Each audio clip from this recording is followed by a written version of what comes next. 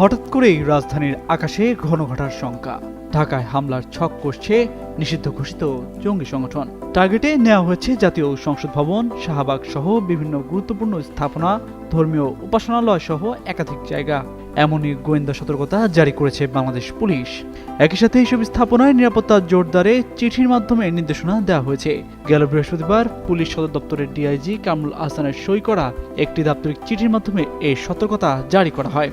এ বিষয়ে সংশ্লিষ্ট কর্মকর্তার মন্তব্য পাওয়া না গেলেও counter terrorism and transnational crime unit এবং অন্যান্য ইউনিটের অন্তত ৩ জন কর্মকর্তা শুক্রবার এই সতর্কতা বার্তা পাওয়ার বিষয়টি গণমাধ্যমকে নিশ্চিত করেছেন। পুলিশ সদর দপ্তরের গোপন ওই চিঠিতে বলা হয়েছে, সম্প্রতি পাওয়া গোয়েন্দা তথ্য অনুযায়ী নিষিদ্ধ সংগঠনের বেশ কয়েকজন সদস্য নিয়মিত যোগাযোগ রক্ষা করে চলেছেন এবং তারা বেশ কিছু সংবেদনশীল স্থানে সমন্বিত হামলার পরিকল্পনা করছে।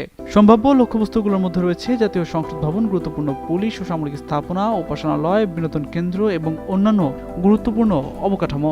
আইন শৃঙ্খলা রক্ষাকারী বাহিনীর কর্মকর্তারা জানিয়েছেন, ওই গোষ্ঠীটি হামলা চালানোর জন্য একাধিক পদ্ধতি ব্যবহারের পথ খুঁজছে, যা জাতীয় নিরাপত্তার জন্য উদ্বেগের কারণ হয়ে দাঁড়িয়েছে। এরই পরিপ্রেক্ষিতে সম্ভাব্য যে কোনো হামলা প্রতিরোধে পুলিশ সদর দপ্তর থেকে সংশ্লিষ্ট ইউনিটকে ঝুঁকিপূর্ণ স্থানে নিরাপত্তা জোরদার, নজরদারি বৃদ্ধি এবং গোয়েন্দা সমন্বয় বাড়ানোর নির্দেশ দেওয়া হয়েছে।